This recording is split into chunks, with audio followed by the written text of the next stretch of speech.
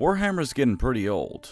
Now, I'm sure that there are people that would beat me for saying that, but if I can read correctly, it first came out in 1983 with the very first iteration of Warhammer Fantasy. That's over 40 years old, not the newest thing on the planet. Disco was only just ending its popularity when this thing came out. The very first edition of Warhammer 40,000, meanwhile, was only a few short years after that, coming out in 1987. Not quite as old, but I've known plenty of family members approaching their 40s. At the hip young age of 26, those people are still old to me, and what is perhaps the most likely to age poorly remark I will ever make. As you might expect of something that came out in the 80s, the original 40k was a bit different to what we have today. It wasn't all grimdark and edgy, though it was a bit grimdark and edgy certainly.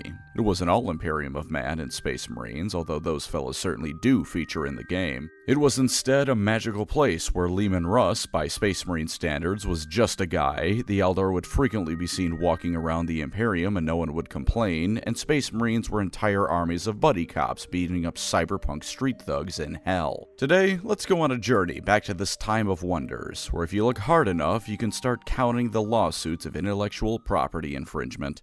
But before we learn about old Warhammer lore, would you like to know where you can go to learn a whole load of other stuff? Because you can do that at Brilliant, the sponsor of this video. Brilliant is the best place to go to learn math, data science, computer science, and so much more. Among a variety of other things, Brilliant is great for setting and achieving lessons as you go. You start with the foundations, and as the lessons and courses you choose go on, you slowly but surely master the topics of your choosing. It doesn't throw you into the deep end, you can work at your pace and learn over time. And if you live a busy life, don't fret one bit. Brilliant is perfectly usable on PC or phone for as long or as little as you have. Got 3 hours and want to learn all you can at once? Then by all means, fire up Brilliant on your home computer and get learning. But if you've only got a few minutes while you're out of home, that's no problem either. There's no homework to worry about turning in late, no teacher that's gonna yell at you for being on your phone in class. Brilliant is perfect on the go or at home for as long or as little as you have. A course that might be interesting to take a look at is programming with Python. Coding's a handy skill to have in an age of computers, and Brilliant has a course ready to help you master it. And as a bit of extra incentive, here's a special offer. Head to brilliant.org/pancreasnowork/, scan the QR code, or click the link in the description for 20% off their annual plan. That's brilliant.org/pancreasnowork/, scan the QR code, or click the link below for 20% off their annual plan. You should never stop learning, and with Brilliant, you can learn all the better.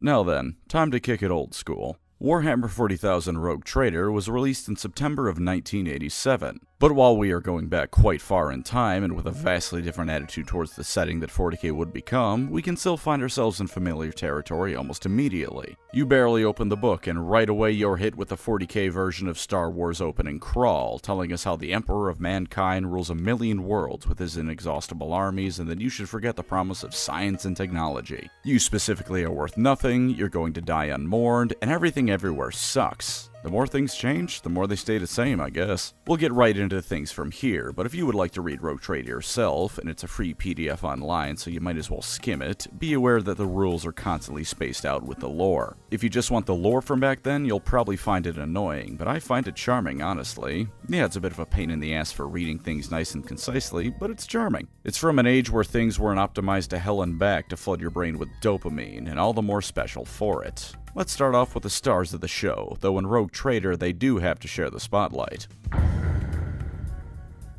I think the best way to start this is to throw some cold water in your face immediately. You know how in 40k AI is considered evil and completely flies in the face of not only the Mechanicus but the Imperium as a whole? Well, to quote Rogue Trader verbatim, robots are a part of everyday life in human and alien society. Most of them are just toys or industrial equipment, stuff to make society go a bit easier and deal with some hard labor humans can't do so well. Some of them are war robots, and it's noted specifically that tech priests are constantly trying to make new and improved versions of said war robots. I think the funniest thing though is that Rogue Trader makes explicit mention of robots being capable of discriminating. I'm sure it means that they can differentiate targets and whatnot, but I really like the idea that the first thing people do in making a war robot is to make it racist. They're not just one-off things either. Later on in the book are multiple different rules to field things such as hovering robots or wheeled robots. There's vastly different amounts of profiles and weapons to carry. They all have unique ways of tracking damage, firing, and even moving. Robots aren't just a funny little thing that was quietly brushed away, only being mentioned with things like the Men of Iron the Dark Angels supposedly have stored in a garage somewhere. At the very start of 40k, robots were a common thing to find all across the galaxy. My favorite is the Bombot.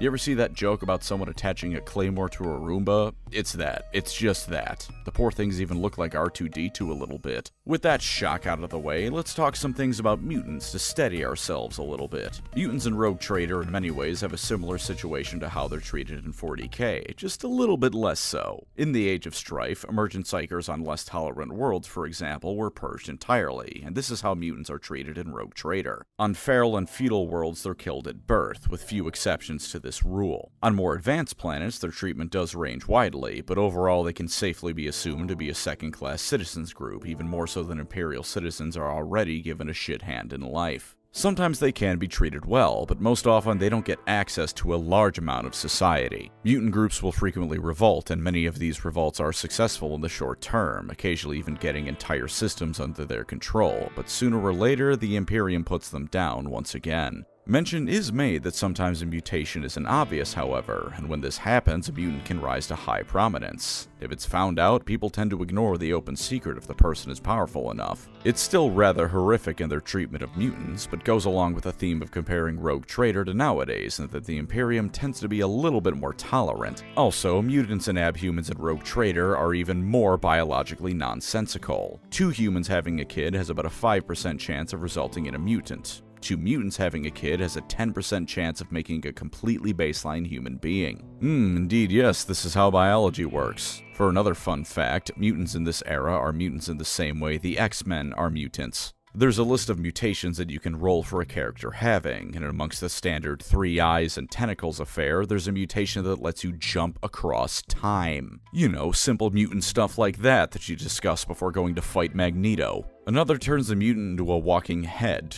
They have no torso and their arms and legs come directly out of their massive head. How much coke do you think early GW writers were railing on a daily basis? This was all in the 80s, so I have to assume a lot. For some more general stuff, the armaments of the Imperium is far more varied than it is nowadays. Yes, mention is occasionally made of feral worlders using bows and arrows and spears, but nothing nowadays is ever properly done with the concept. The closest nowadays is something like those Attilan Rough Rider models that got refreshed a little while back, but even those guys are using power spears or whatever the hell. In Rogue Trader, a handheld crossbow is not an impossibility. Mention is made of them using some super materials so they don't break, but it's just a handheld crossbow otherwise. Hell, muskets are a usable option on the battlefield. And it's just a musket. It's specifically mentioned as being used on primitive worlds who have heavily regressed in technology. A special mention of one of these primitive worlds is made as well, the world of Birmingham. Birmingham in 40k is a world shrouded in perpetual darkness and whose inhabitants have become culturally and linguistically primitive, and as a result, no one ever wants to go there. Not being a resident of the UK, I can't speak on how true this is, but I can say that's really funny. Very interestingly, however, is the divide of technology across different races, which is to say, it doesn't really exist. Shuriken weapons, for instance, are an Eldar exclusive toy in current 40k. It's them who makes them, and while the occasional Inquisitor, Rogue Trader, or Deathwatch member might get access to some Eldar tech, as a whole, no one but the Eldar is using those things. Back in the day of Rogue Trader, though, this was just another weapon. Anyone could use it, and mention is even made that they use the same technology that things like hover vehicles use. Yeah, the Eldar use them, but so could anyone else as needed. This is then immediately followed by a profile for using a sling as a weapon to chuck grenades, by the way. Because sometimes you have the technology for a grenade, but you don't have the tech for a mortar, so you gotta get creative with hucking explosive death at your enemies. My personal favorite of all the weapon descriptions is the chainsword, though.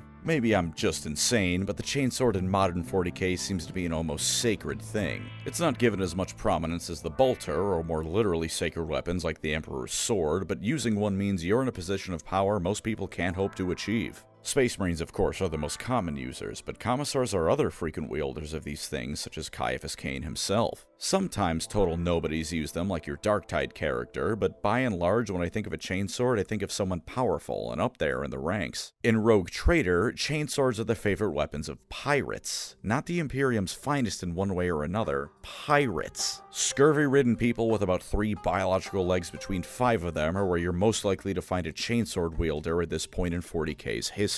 And before I move on from weapons, because there are probably better things to be talking about, I must direct you to look at the screen right right now if you're using this video as background noise. You will notice that you're looking at a Colt M1911 pistol. The back-to-back World War champ made it all the way to the 41st millennium, because cultures may come and go, but it'll take more than the Emperor of Mankind and all the threats of the future to destroy the American military-industrial complex. I don't want to tell you what to do, but according to Rogue Trader, investing in Colt is evidently the best thing you can possibly do with your money. A question for you real quick though, if you don't mind. Have you ever looked at a 40k model and thought, wow, that's really stupid? We all have at some point or another, don't lie. Well, introducing to you the first edition era Land Raider. Notice the two massive tracks that seem to be about the size of a house each. Take heed of the actual main body of the tank appearing to only be large enough to be piloted by children, in spite of the fact the book says it can fit 10 people in it. And again, with technology not really being unique to people in this era, mention is made of aliens being able to make Land Raiders. But that's child play in terms of how vehicles contrast with modern 40k.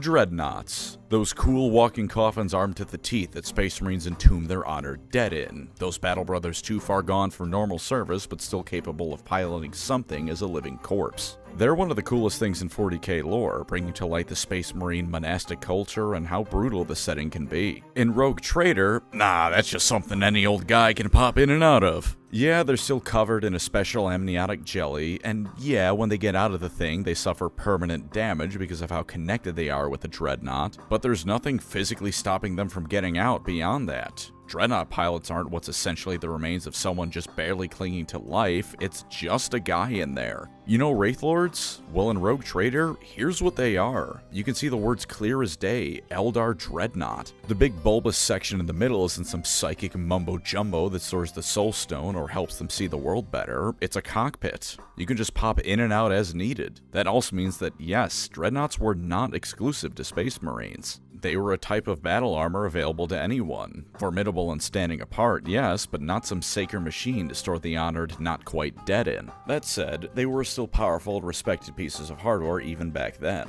You know what's a bit less venerable? Whipping a 50-mile-an-hour turn onto the battlefield in your Toyota Corolla. But that's what you could do in Rogue Trader. Rules are specifically given to fight with civilian vehicles on the battlefield, because who cares about things like being acceptably armored or properly armed? You've got a Chevy Sonic with bolters strapped to the side. Into the thick of battle you go. To continue flip-flopping between things that are the same and things that are different, the Imperium even back then was a massive blob of an empire that by all accounts shouldn't exist. Between communication delays from the massive distance, or just the fact that space is quite big, traversing the galaxy and maintaining an empire should be impossible. But because of the navigators, it is indeed possible for the Imperium of Man to maintain itself, if only barely. And of course, it journeys across the stars using the warp as a method of interstellar travel. Strange and extraordinary creatures live in the warp, and many of them are quite hostile to those of us from the material world. The Astronomicon lights the warp like a lighthouse, and of course once you reach Terra itself, none other than the God Emperor of Mankind sits upon the Golden Throne, powering the Astronomicon and safeguarding humanity as his body rots around him. Technology is barely understood by most, and in this age of the galaxy the gods are very real, with for instance the blessing of war gods being inscribed on weapons of war. Of note is the fact that these are not gods like Khorne or the Emperor, but unnamed deities the Imperium also prays to. Naturally, Rogue Trader also makes explicit mention of the fact that none of the other beings in the galaxy can match a fraction of mankind's might. Glad that attitude was there from the start, I guess. But this is not the same Emperor of Mankind. The same bones are here, but everything on top is different. In Rogue Trader, the Emperor seems to have just kinda decided to ascend to the Golden Throne. He just sorta did it. There's also zero mention of the imperial truth of the Great Crusade era, or a Great Crusade for that matter. Nothing about the state-mandated atheism exists here. Him being worshipped as a god because he's the greatest psyker is still here, but him being upset about that fact, or indeed even arguing he isn't a god, is absent. In Rogue Trader, he built the Golden Throne, ascended to it, and then accepted that everyone calls him a god, even if he disagrees. Back to similarities now, the various bodies of the Imperium are still the same. The Custodes guard Big E's immobile form, the Adeptus Mechanicus upkeeps the sacred machines, the Administratum sucks ass and can't keep anything straight. Once again, the bones of the future editions of 40k are all here, but they aren't fully formed yet. Oh, also, I called it Terra earlier, but no, it's Earth in Rogue Trader. No fake Latin for you, young Warhammer fan. We're going to be almost reasonable with our names here. Perhaps one of the greatest instances of differentiation between these eras is the poster boys of Warhammer, because back then, it wasn't them being the be-all end-all. In this era of Warhammer, the Space Marines were just one of many different forces the Imperium of Man had to throw at their opponents. First off, look at this image.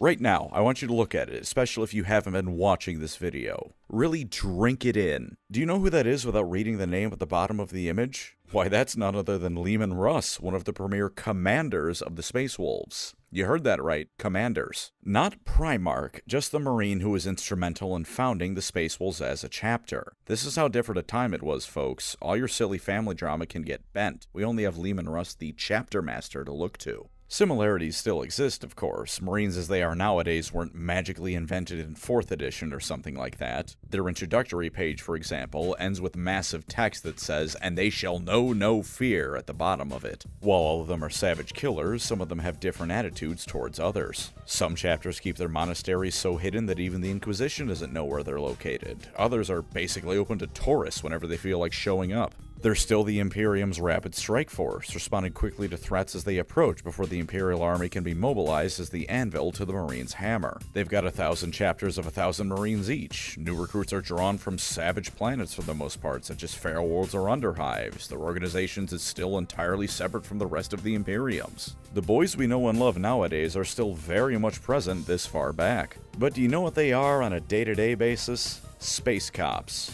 And before you say, well, that's lame, or you try and dispute me, look at this goddamn picture right now. This is the coolest thing I've ever seen in my life. Bad Boys is blasting across the galaxy as the Emperor's finest descend upon some dude jaywalking to beat his skull in. They even have cool guy sunglasses built into their helmets. Every single Ultramarine in this frame is a loose cannon who doesn't play by the rules, but goddammit, he gets results, so he gets to keep his badge. And if you need further proof, here's this image. The caption for this image is talking about how when the Eye of Terror blinks, the Space Marines descend upon the world shoved back into real space to enact Imperial justice. The Eye of Terror blinking and briefly receding is something that on its own in modern 40k would have radical consequences for almost every faction of the setting, and in here it's just an excuse for the Marines to go beat up people spraying graffiti. Space Marines are equal parts holy warrior monks and riot police, and by God is that fun. Even this early on, they're a separate mystical group of warriors, though in fact, just like nowadays, calling them a singular group is incorrect. But despite all that, they can still be incredibly goofy. You may give us deeply detailed diagrams and explanations of the Space Wolves Fortress Monastery, early GW, but I know what they're doing on a day-to-day basis. They're screaming, "He's reaching!" when an Ogryn walks by on their way to work. For the real main characters of this era, their lore isn't any longer than a lot of the other mentions here. But rogue traders are given a rather glamorous depiction here that out of everything has probably stayed the most consistent throughout 40k's lifespan. They're explorers who chart the farthest regions of space, amassing great fortunes and their own fiefdoms as reward for their service to the Imperium. They can come from all walks of life as they climb to greatness, with the book mentioning how one rogue trader retired from being a High Lord of Terra to become a space adventurer. But why don't we move on to some new pastures? The Imperium could be discussed for another hour at least, but I think it's time to look outwards in the Milky Way and see what else we have on offer, what other races there are to explore in the wondrous pages of Warhammer 40,000's first edition. Abhumans first, because they're technically still the Imperium. Abhumans have, similarly to rogue traders, remained largely the same. They're mutants, yes, but considered stable in their own subspecies of humanity, because they breed no more or less mutations than normal humans do. The Beastmen are here as early as this edition, and Ratlings are called halflings, but otherwise are still the classic GW version of them, aka seemingly designed by someone who hated Bilbo Baggins on a personal level. Ogryns are still fat and stupid morons, but in this case they don't have the lovable teddy bear personalities they're largely known for in modern 40k. They're just big and dumb. And of course, the Squats. The Squats were born here and not long after would die until recently, but in this edition they're the only Abhumans who can regularly climb to positions of power, including the Inquisition of all places. They're short, tough, and in this era they were American biker gang members for reasons we can only guess at. Further lore would develop them into having highly advanced planets in the core worlds the Imperium at large had to play nice with, and then they were out of universe declared to have been eaten entirely by the Tyranids. But it wouldn't be a video I made about 40k if I didn't mention my own favorites, and good lord are the Eldar vastly different to what they would become. We still have craft worlds in this edition, but beyond that they're almost unrecognizable other than still being space elves. For example, said craft worlds are a few tens of miles across. In modern 40k they aren't quite the size of planets, but they're continental at least and are bigger on the inside than the outside. Here, they're big flying saucers where a few thousand Eldar live, tens of thousands at most. They can also freely interbreed with humans, which is most likely because humanity and the Eldar share a common ancestor if you go back far enough. Perhaps even weirder is that not all of them are psychic. They instead have a 75% chance to display psychic powers. Sure, as a species they're sensitive to psychic stuff, but there's a quarter chance that an Eldar isn't a space wizard and rogue trader. It stands in stark contrast to modern 40k, where they're all psychers even if for some it's a very minor thing, and becoming something like a Farseer is just a matter of training in the occupation. Obviously it's more spiritual and intense than that, but becoming a Farseer is just taking on the path of the Seer and getting a bit too lost in that career. In this edition of 40k, Eldrad would have a quarter chance of not being Eldrad. You know what else is neat? No Slaanesh influence on their souls, at all. Craft worlds are even described as utopian and idyllic, with nothing threatening them. They don't even have armies. The craft worlds have guns on them and whatnot for defense, but there's no standing military force. All of this is kind of still a thing in 40k with aspect warriors, but in Rogue Trader, they ain't got shit for dick of an army. They don't really have much of anything. They go around trading with other people across the galaxy, but even that isn't because they need to, it's just something to pass the time. In this way, they're still more advanced than the Imperium, but they keep to Rogue Trader's theme of no one really having outrageously different stuff to one another. And for that matter, I meant what I said at the beginning. For the most part, when these Eldar show up to the Imperium's territory, it's almost like a festival. People come out to watch the cool aliens sell their stuff and try and see the race of people that's mostly space wizards. They're largely allowed free reign, and if they're offering any services, they're highly sought after. But even this early on, we're still talking about Warhammer. The Eldar aren't all these peaceful traders floating around the galaxy and quietly selling you fancy jewelry. The Eldar most commonly seen in an interesting role are that of mercenaries and pirates. Much like the Eldar trading in this edition, these groups don't do what they do because they have to. Setting the stage for what would become the fall of the Eldar and the birth of Slaanesh later on, some Eldar get bored of the peaceful but dull life on a craft world. They get very bored of it. And so, some Eldar set out in bands to sell their services to anyone who can meet their price. These Eldar are highly sought after by those who needed their services, but they're greatly feared on top of it. They're viciously competent and incredible fighters, but they're mercenaries to the core. Someone offers them a better payment, they'll happily accept the offer, and if they just show up, everyone on the battlefield will worry what's about to happen. Are they there to offer their services to either side and go with whoever pays more? Has one side already claimed them, and the combatants are only going to find out which side that was when the shooting starts? No one knows. Peaceful planets will turn them away, but again, this is still Warhammer. Peaceful planets are few and far between. Even on those planets, you can probably find someone who wants someone else dead. Pirates, meanwhile, are the precursors of the Dark Eldar. They raid for fun and to assuage their boredom of craft world life, and to make a name for themselves, as many Eldar throughout the galaxy do lay claim to some sort of noble title or whatever. You can hire them as mercenaries, but good luck for after their job is done and they decide they want your stuff too,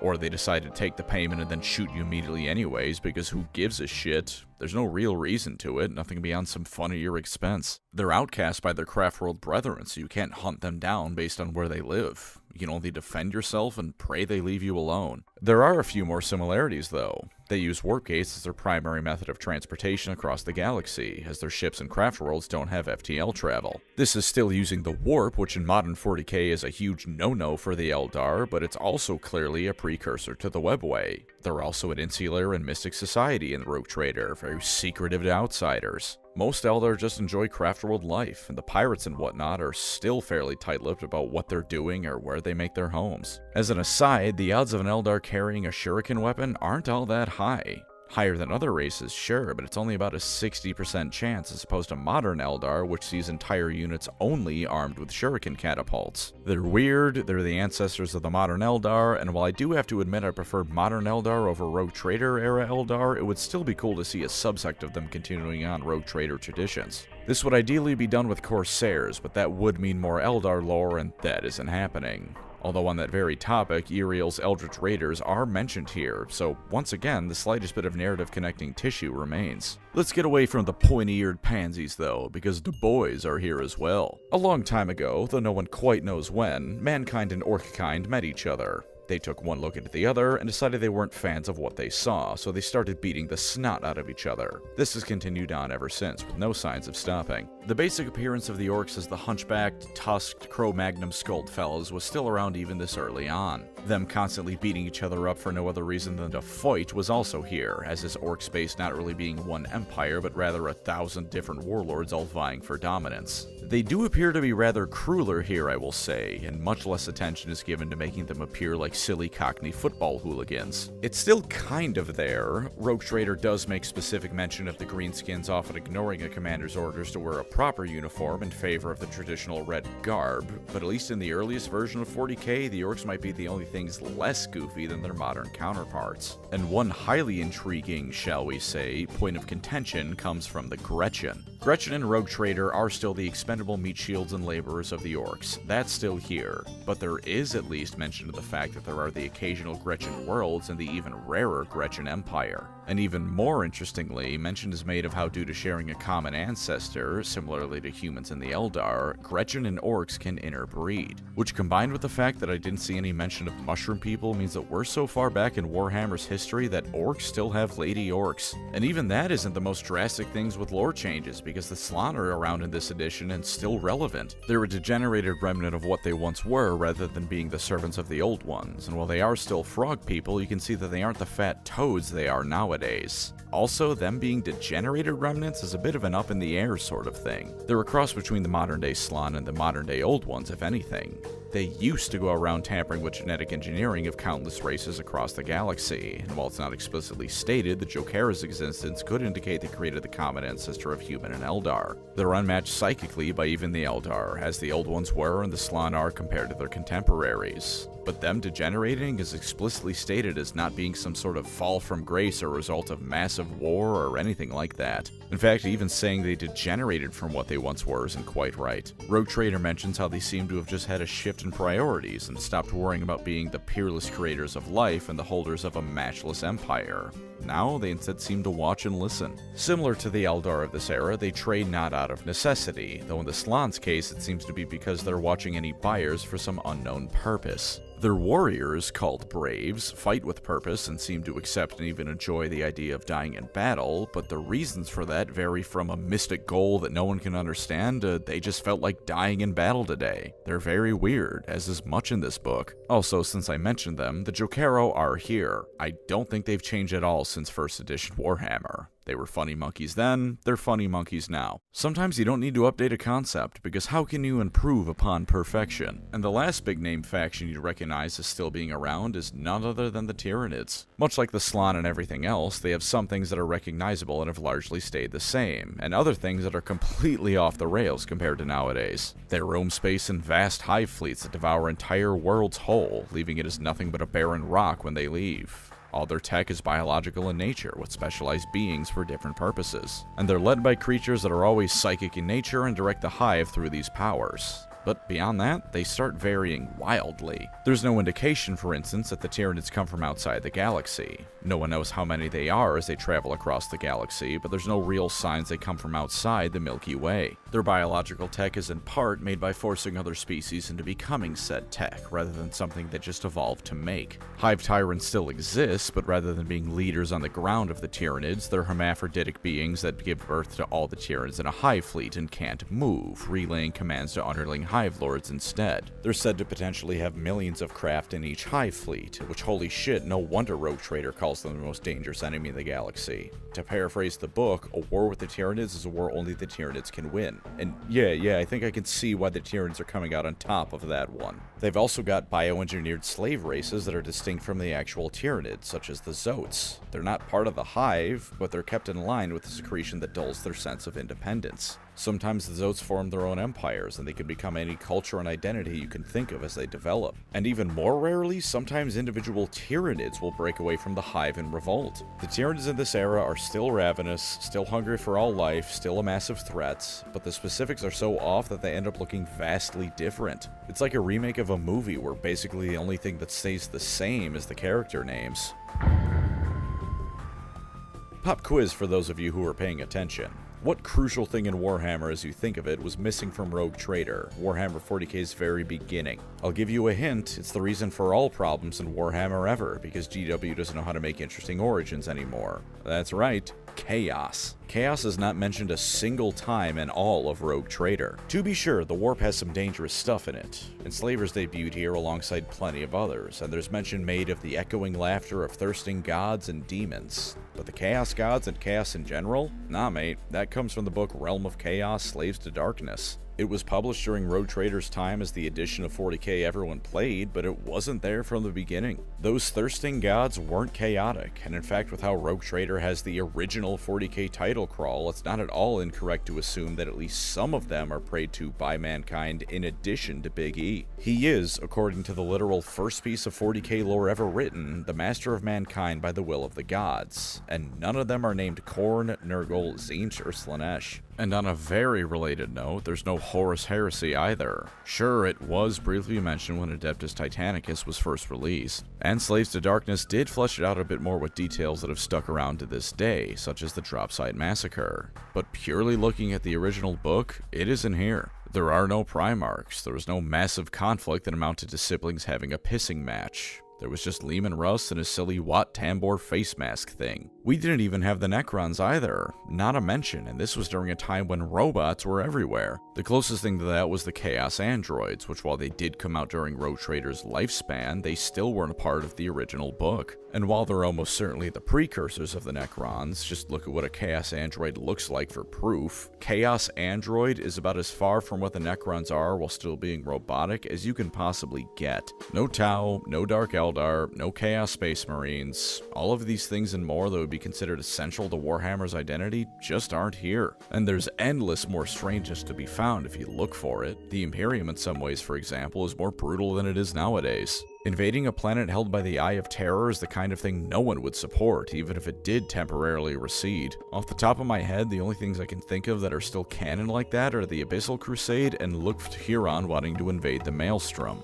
The former was ordered by a follower of Chaos in disguise, and in the latter's case was something that I think Huron was completely out of pocket for wanting done. But in other ways, it's seemingly softer as well. Loss is acceptable, failure is not, is the kind of attitude that flies in the face of the stereotypical attitude of the Imperium nowadays. And I will remind you that it is such a common thing for commissars to execute people that it's a tabletop mechanic, and that's done when they're afraid. Not when they've lost, just become scared. Space Marines get sent on penitent crusades for failure, and the Sisters of Battle oftentimes join the Repentia for perceived shame. But in Rogue Trader, hey man, did you try your best? Well then don't sweat it, hit the gym and come back for another go. There's a fairly large section of the book dedicated to just random animals and wildlife as well. They all have stats and brief lore blurbs telling you what they're all about. This is where we find gene stealers. They weren't Tyranids at this point, they were just a species of alien from a specific moon that had spread throughout space. Them implanting genes and eventually becoming very close to looking totally human is still here, but the book says they're closer to vampires, and yeah, that's an apt description from what's in the pages.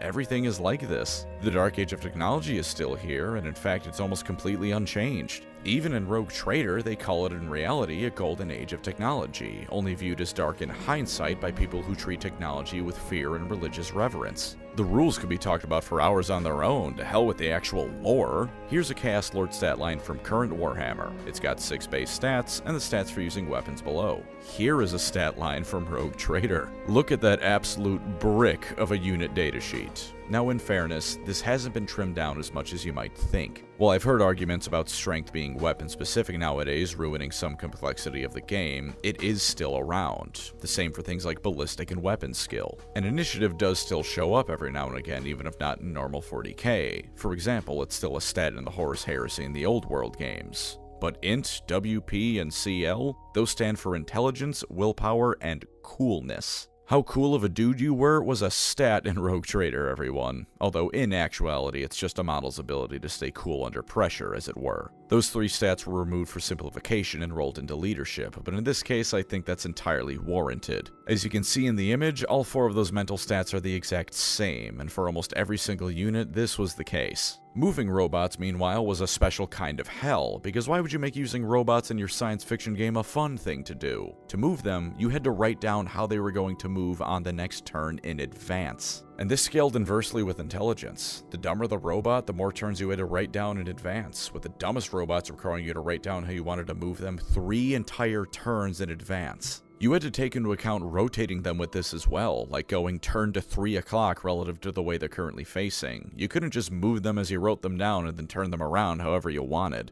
As much as I think robots would be cool to come back more nowadays, and I think it's great the Leagues of Otan now have them, I'm content that that rule is gone. It sounds miserable for everyone but the kind of person to spend most of a Hearts of Iron game min-maxing plane designs. I can't blame GW for moving away from this as a design philosophy, alongside various other clunky mechanics such as hiding your units by not putting them on the board until they're discovered and or do something. Learning Warhammer isn't as hard as many think, but it is a task that requires some effort. All of this stuff adds layers and layers of complexity to the game that I do think go beyond depth and into the realm of tedium. It is still amazing to learn about though, and for the fun of it, I would love to try at least one game with these rules. Who knows, maybe I'd love it. For all I just made fun of those kinds of people, I do love me a good 8-hour Europa Universalis game every now and again. But the most interesting thing to me to look at is how Warhammer 40k itself was viewed, because it isn't a war game, it isn't a role-playing game, it's both. We have point values here, and we have scenarios for armies clashing in epic battles. But there's also an extensive section on running campaigns, which almost immediately mentions how a GM is required to run one and how they should work on creating a plot for the entire experience. Soldiers taking wounds and becoming injured or even dying between missions, narratives changing based on the outcome of a battle. These are all things that Rogue Trader had and more. You know the massive animal list I mentioned? They have rules for horses, which include informing the GM to look at a vehicle they might be pulling and decide whether or not it's a reasonable assumption that they can pull it. An official Warhammer rulebook is telling you to decide whether or not a model can be played in a certain way based on how you eyeball it. And then immediately afterwards, they mention how only specially trained warhorses can attack, and the GM should think carefully about including such creatures as an option for the players. This isn't what you see in a competitive wargame with metas and army win rates. This is the kind of thing you see when you're creating a narrative with friends in your basement with some beer and pretzels to go along with it. And god damn it, it's amazing for that. There's countless more examples of things being described, rules statted out, and then given options for how players might come across them in their games like it's a D&D encounter. This isn't a war game, this is a role-playing game for someone who's willing to keep track of 30 plus different player characters at the same time.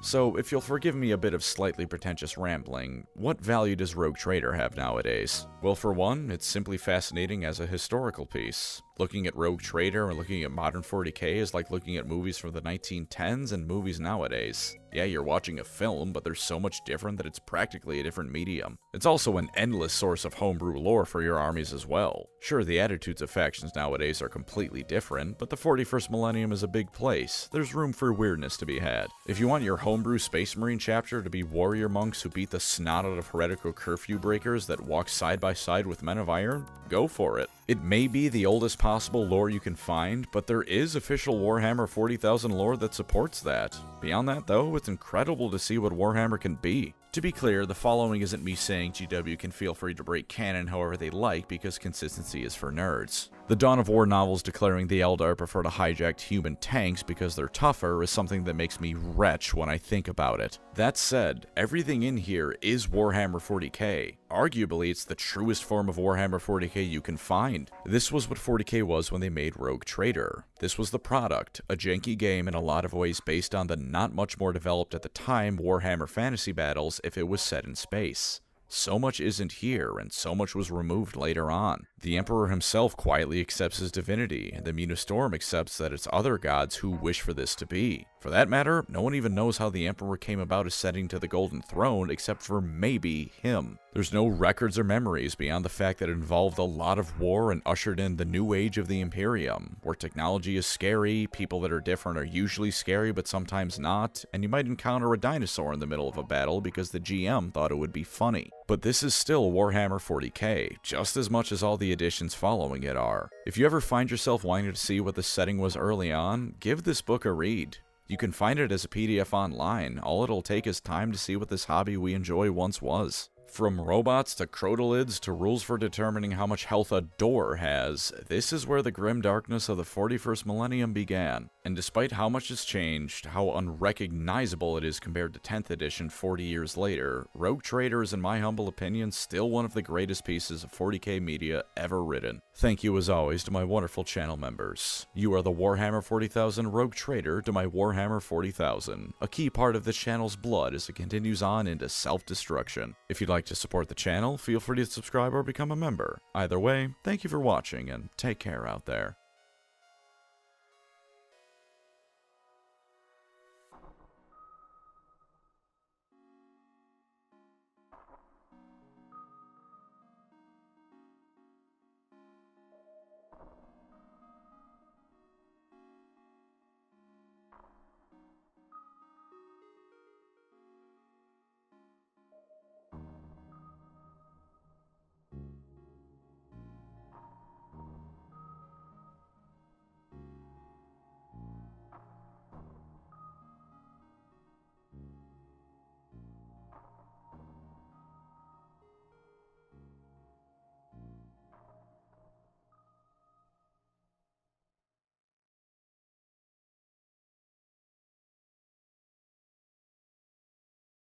This isn't White Dwarf. This is an official GW product telling you how to not buy their models and instead how to make something you can legally play out of a fucking deodorant stick. Old GW was like, cool, man. Now they're just the man.